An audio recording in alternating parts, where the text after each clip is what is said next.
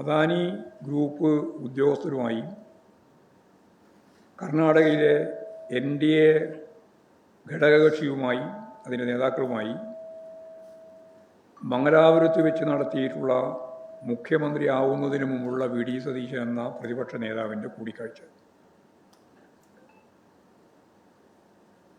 അതിൻ്റെ എന്താണ് എന്ന് പല മേഖലയിൽ നിന്നും ചോദ്യം ഉയർന്നപ്പോഴും ആ ചോദ്യത്തിനൊന്നും മറുപടി പറയാൻ മുഖ്യമന്ത്രി തയ്യാറായിട്ടില്ല. തുറമുഖ വകുപ്പ് മുഖ്യമന്ത്രി സ്വയം ഏറ്റെടുത്തു. കേരളത്തിലെയും അതുപോലെ തന്നെ കർണാടകത്തിലെയും സത്യപ്രതിജ്ഞാ ചടങ്ങിൻ്റെ ഭാഗമായി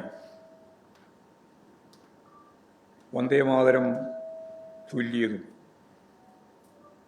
ഇപ്പോൾ PM ശ്രീ പദ്ധതി നടപ്പിലാക്കുന്നതുമായി ബന്ധപ്പെട്ടും മഹാത്മാഗാന്ധി യൂണിവേഴ്സിറ്റിയിൽ VCA നിശ്ചയിച്ചത് D. മാവൂദ് എന്ന RSSൻ്റെ പ്രമുഖ നേതാവിൻ്റെ അദ്ദേഹം സംഘടനാ നേതാവാണ്, അദ്ദേഹത്തെയാണ് നിശ്ചയിച്ചത്. അതിനെ തുടർന്ന് സംഘപരിവാറിൻ്റെ ഭാഗമായിട്ടുള്ള 19 പേരെ അവിടെ MG യൂണിവേഴ്സിറ്റിയിൽ സെനറ്റ് അംഗങ്ങളായി തീരുമാനിക്കുകയും ചെയ്തു.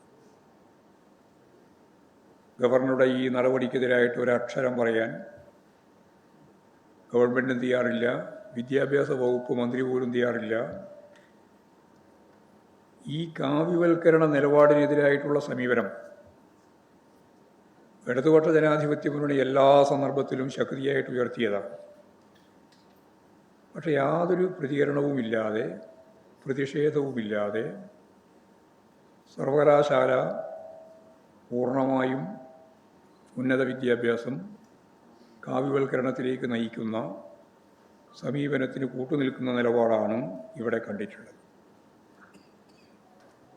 ഇപ്പോൾ UDF സർക്കാർ അധികാരത്തിൽ വന്നതിന് ശേഷം നടപ്പിലാക്കിയിട്ടുള്ള കോൺഗ്രസിൻ്റെയും BJPയുടെയും ഡീൽ വ്യക്തമാക്കുന്നതാണ് ഈ കാര്യം.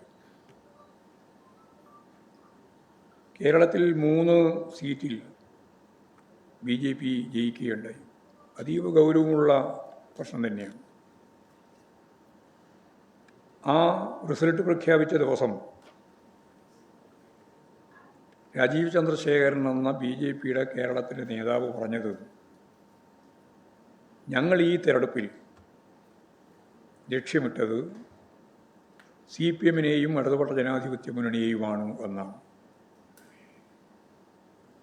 അന്ന് പറയുമ്പോൾ എത്രത്തോളം എന്നുള്ളതിന് ജനങ്ങൾക്ക് വ്യക്തത ഉണ്ടായിരുന്നില്ല.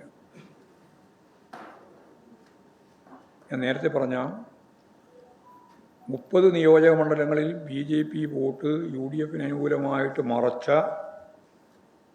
ഒരു പശ്ചാത്തലത്തിൽ നിന്നുകൊണ്ടാണ് ആ വോട്ട് കൂടി നേടിയിട്ടാണ് അവർ 100+ പറഞ്ഞത് എന്ന് ഇപ്പോഴാണത് ഗൗരവപൂർവ്വം ആഴത്തിൽ പഠിക്കുമ്പോൾ മനസ്സിലാക്കാൻ സാധിക്കുന്നത്.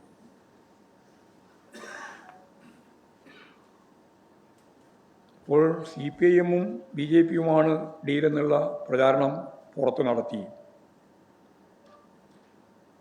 കൃത്യമായ അജണ്ട വെച്ച് BJP വോട്ടും കോൺഗ്രസ് വോട്ടും പരസ്പരം കൈമാറുന്ന ഒരു തെരഞ്ഞെടുപ്പായിരുന്നു കഴിഞ്ഞ അസംബ്ലി തെരഞ്ഞെടുപ്പ്. വളരെ പ്രധാനപ്പെട്ട മറ്റൊരു കാര്യം സ്വത്ത് രാഷ്ട്രീയവുമായിട്ട് ബന്ധപ്പെട്ടതാണ്. സ്വത്ത് രാഷ്ട്രീയ ചിന്തകൾ മുന്നോട്ടേക്ക് വെക്കുന്നത് യഥാർത്ഥത്തിൽ ഇടതുപക്ഷത്തെ CPIMനെ ദുർബലപ്പെടുത്താൻ തന്നെയാണ്. സ്വാഭാവികമായും വെള്ളം കടക്കാത്ത അറകളെ പോലെ ഓരോരോ ജാതി വിഭാഗത്തെയും സംഘടിപ്പിക്കുക, സ്വത്വത്തെ അടിസ്ഥാനപ്പെടുത്തി, എന്നിട്ട് വർഗീയമായി അതിനെ കൂട്ടിയേർക്കുക. ഈ പ്രക്രിയ കേരളത്തിൽ നടന്നിട്ടുണ്ട്.